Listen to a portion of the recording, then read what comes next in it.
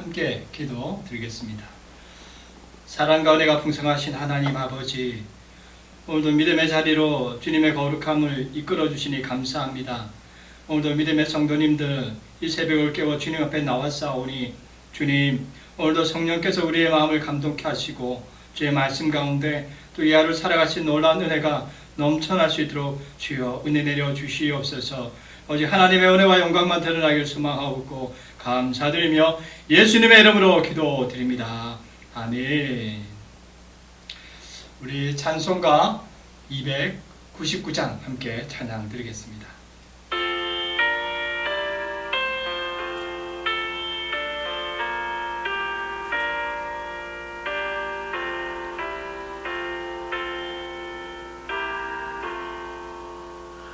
하나님 사랑에 온전한 사랑 내 맘에 부어주시사 충만케 하소서.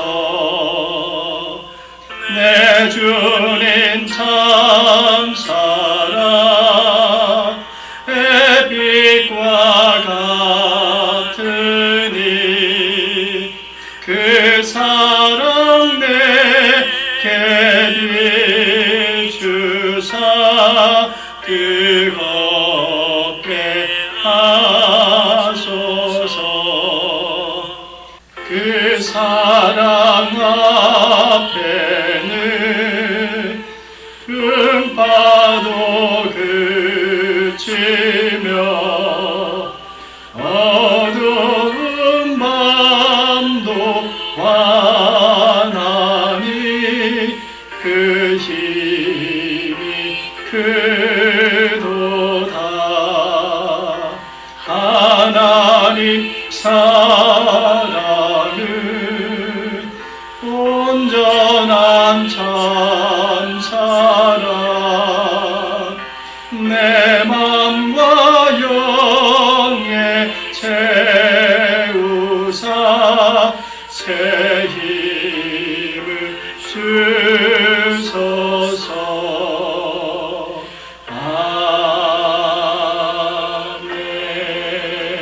아멘. 이 시간 함께 보실 말씀은 요한복음 16장입니다. 요한복음 16장 25절에서 30절까지의 말씀을 함께 읽겠습니다. 25절 말씀입니다. 25절 이것을 비유로 너희에게 이르거니와 때가 이르면 다시는 비유로 너희에게 이르지 않고 아버지에 대한 것을 밝히 이르리라. 그날에 너희가 내 이름으로 구할 것이요 내가 너희를 위하여 아버지께 구하겠다 하는 말이 아니니 이는 너희가 나를 사랑하고 또 내가 하나님께로부터 온 줄 믿었으므로 아버지께서 친히 너희를 사랑하심이라. 내가 아버지께서 나와 세상에 왔고 다시 세상을 떠나 아버지께로 가노라 하시니 제자들이 말하되 지금은 밝히 말씀하시고 아무 비유로도 하지 아니하시니 우리가 지금에야 주께서 모든 것을 아시고 또 사람의 물음을 기다리시지 않는 줄 아나이다. 이로써 하나님께로부터 나오심을 우리가 믿사옵나이다. 예수께서 대답하시되 이제는 너희가 믿느냐? 보라, 너희가 다 각각 제 곳으로 흩어지고 나를 혼자 둘 때가 오나니 벌써 왔도다. 그러나 내가 혼자 있는 것이 아니라 아버지께서 나와 함께 계시느니라. 이것을 너희에게 이룬 것은 너희로 내 안에서 평안을 누리게 하려 함이라. 세상에서는 너희가 환난을 당하나 담대하라. 내가 세상을 이기었노라. 아멘. 지금은 사순절 기간을 보내고 있습니다. 여러분 십자가에 죽으신 그 예수님의 죽으심을 기억하면서 우리가 믿음의 시간을 보냈으면 합니다. 물론 교회에 나올 수는 없지만 여러분 교회에 나올 수 없다 하여서 여러분의 신앙을 내버려 두지 마시고 오히려 집에서 여러분의 신앙을 더욱더 강건하게 지켜나며 말씀과 기도로 무장할 수 있는 사순절 기간을 보내기를 소망합니다. 오늘의 본문에서 예수님은 오늘 우리에게 바로 믿어야 할 것 세 가지를 말씀하고 있습니다. 첫 번째로 우리가 믿어야 할 것이 무엇이냐면 하나님이 우리를 사랑하신다는 사실을 믿어야 합니다. 오늘 본문 27절의 말씀을 함께 읽겠습니다. 27절 말씀입니다. 이는 너희가 나를 사랑하고 또 내가 하나님께로부터 온 줄 믿었으므로 아버지께서 친히 너희를 사랑하심이라. 아멘. 그렇습니다. 우리는 참 연약합니다. 때로는 힘들고 어려울 때에 하나님이 나를 사랑하신가, 그것에 대한 불신과 불안이 찾아옵니다. 그러나 오늘 성경 말씀은 분명하게 말씀합니다. 하나님이 우리를 사랑하신다, 말씀하신다라는 거예요. 여러분, 하나님의 사랑을 의심하지 않기를 간절히 소망합니다. 여러분, 다시 말씀드립니다. 하나님은 우리를 사랑하십니다. 그러면 그 사랑이 어떠한 특징이 있는가? 우리가 그것을 살펴보았으면 좋겠습니다. 첫째는요, 하나님의 사랑은 조건이 없는 사랑이라는 거예요. 여러분, 하나님이 우리를 사랑할 때 어떤 자격이나 조건을 따졌다면 우리는 사랑받을 사람이 한 사람도 없을 것입니다. 그러나 여러분, 하나님의 사랑은 조건이 없다라는 거예요. 무조건적으로 하나님은 우리를 사랑해 주셨다라는 거예요. 제자들의 모습을 보십시오. 얼마나 부족하고 연약한 자들입니까? 그들은 자기의 이기심과 욕심으로 살았던 그 제자들이 아닙니까? 그때는 필요하다면 이 제자들은 예수님을 배신하기도 했습니다. 그리고 또 더 나아가서 돈으로 주고 팔기까지 했던 자들입니다. 그런데요, 이 제자들을 예수님은 사랑하셨다는 거예요. 여러분, 하나님은 사랑은 조건이 없습니다. 하나님은 오늘 우리를 조건 없이 사랑해 주신다는 거예요. 또 하나님의 사랑의 두 번째 특징이 뭐냐? 아낌없이 사랑해 주신다는 거예요. 여러분, 하나님께서 우리를 어떻게 사랑하신다라는 그 사랑의 표현을 어떻게 보여주셨습니까? 아끼고 아끼시는 그 독생자 예수님을 우리를 위해서 십자가에 내어놓기까지 우리를 아낌없이 사랑해 주셨다는 거예요. 얼마나 감사합니까? 바로 아낌없이 주는 사랑, 바로 그 사랑이 우리 하나님, 우리를 향하신 그 하나님의 사랑이라는 거예요. 세 번째는 무엇이냐? 하나님의 사랑은요, 끝없는 사랑이라는 거예요. 끝없는 사랑을 하나님은 우리에게 해주신다라는 겁니다. 여러분, 생각해 보세요. 우리는 사랑을 어떻게 합니까? 한 번, 두 번, 내가 하고 싶을 때, 또 내가 기분 좋을 때 한 번, 두 번은 합니다. 그러나 지겨워져요, 힘들어져요. 그때 우리는 그 사랑을 포기해버리는 게 오늘 우리의 모습 아닙니까? 그러나 하나님의 사랑은요, 한 번, 두 번으로 끝나지 않습니다. 죽기까지, 끝까지 우리를 사랑해 주시는 분이 우리 하나님의 사랑이라는 겁니다. 요한복음 13장 1절에 이런 말씀이 있습니다. 세상에 있는 자기의 사랑을 사랑하시되 끝까지 사랑하시니라. 아멘. 하나님은 세상에 있는 바로 그 성도를 사랑하시는데 끝까지 사랑해 주신다는 거예요. 얼마나 감사합니까? 하나님의 끝까지 사랑해 주시는 그 사랑, 그 사랑을 오늘 우리가 받고 있다라는 겁니다. 여러분, 하나님의 사랑을 의심하지 않길 바랍니다. 내가 당하는 고난 때문에, 나에게 주어지는 그 힘든 핍박 때문에 하나님이 나를 사랑하시는 거 맞는지, 그 사랑이 의심될 수가 있습니다. 그러나 여러분, 그 사랑 안에서 하나님의 사랑을 다시금 믿음으로 확신하기를 간절히 소망합니다. 하나님은요, 우리를 아낌없이 사랑해 주십니다. 하나님은요, 우리를 조건 없이 사랑해 주십니다. 하나님은 우리를 끝까지 사랑해 주십니다. 그 사랑의 은혜를 날마다 누리시며 날마다 주님과 동행할 수 있는 믿음의 성도가 되기를 간절히 축복드립니다. 두 번째로 우리가 믿어야 될 것이 무엇이냐? 바로 우리가 믿어야 될 두 번째는 뭐냐면 하나님의 말씀을 믿어야 된다는 거예요. 우리는 하나님의 말씀을 믿어야 합니다. 오늘 본문 29절 30절 말씀을 제가 한번 읽겠습니다. 제자들이 말하되 지금은 밝히 말씀하시고 아무 비유로도 하지 아니하시니 우리가 지금에야 주께서 모든 것을 아시고 또 사람의 물음을 기다리시지 않는 줄 아나이다. 이로써 하나님께로부터 나오심을 우리가 믿사옵나이다. 아멘. 제자들은 예수님의 그 말씀을 이제 믿었습니다. 그 말씀을 믿음으로 그들은 능력의 제자로서 쓰임받게 되어졌습니다. 여러분, 말씀을 믿어야 합니다. 물론 이것은 말씀을 단순히 지식적으로 아는 정도로 이야기하는 것은 아닙니다. 우리가 성경 말씀을 많이 알아야죠.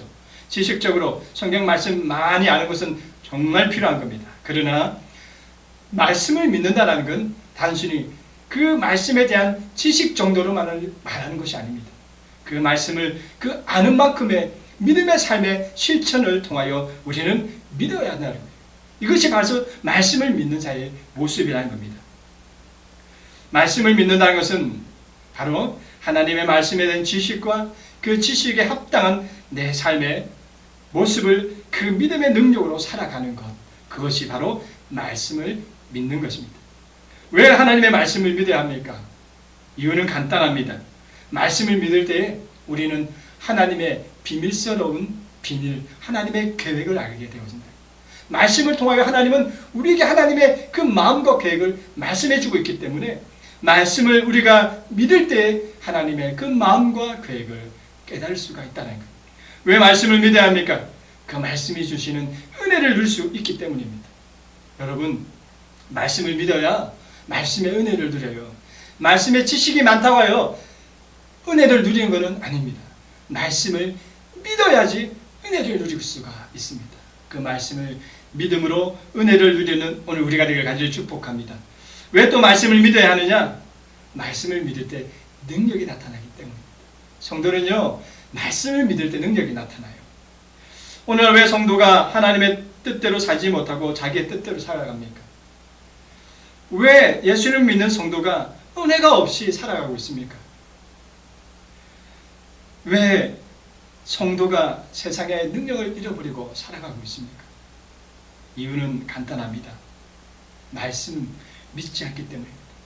말씀을 믿지 않고 살아가기 때문입니다.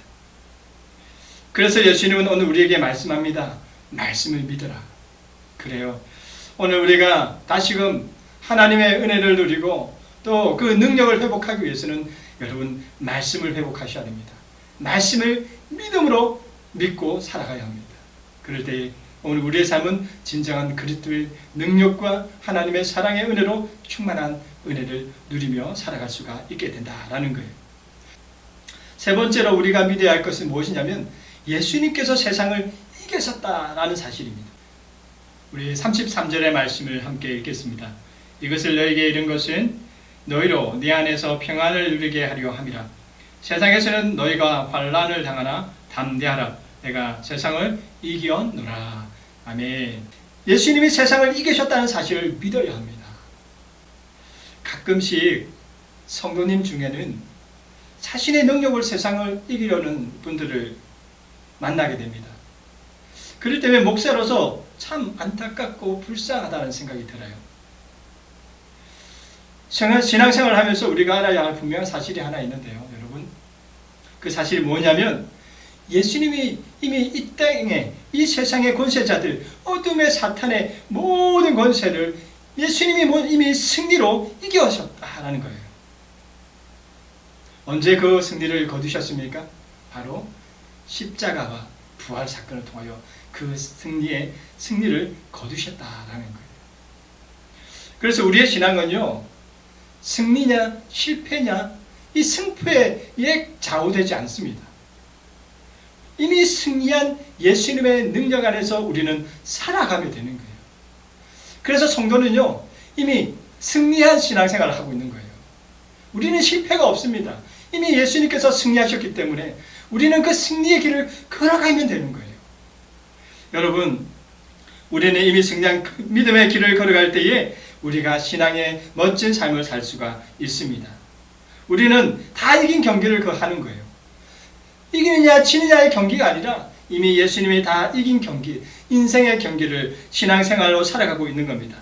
오늘 믿음의 승리 안에서 예수님이 보여주신 이 믿음의 승리의 길을 능력으로 살아가는 복된 우리 산돌교회 성도님 되기를 간절히 축복드립니다. 오늘 예수님은 우리에게 오늘 하루 살아가는 저희들에게 믿음을 회복하기를 바라고 계십니다. 어떤 믿음을 회복하기를 원하십니까? 첫 번째로요, 하나님이 우리를 사랑한다는 믿음이에요.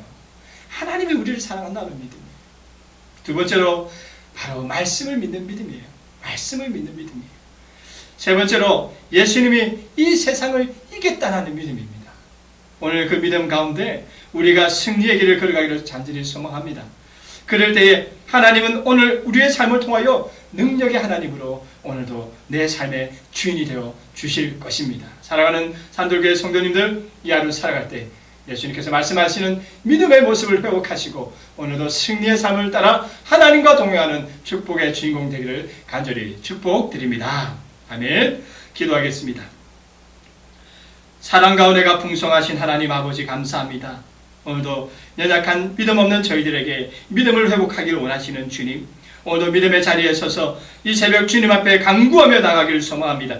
하나님의 사랑을 믿게 하여 주시옵소서.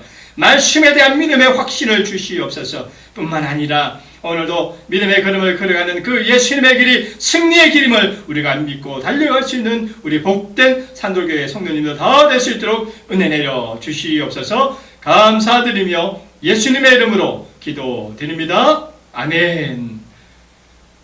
하늘에 계신 우리 아버지, 아버지의 이름을 거룩하게 하시며 아버지의 나라가 오게 하시며 아버지의 뜻이 하늘에서와 같이 땅에서도 이루어지게 하소서.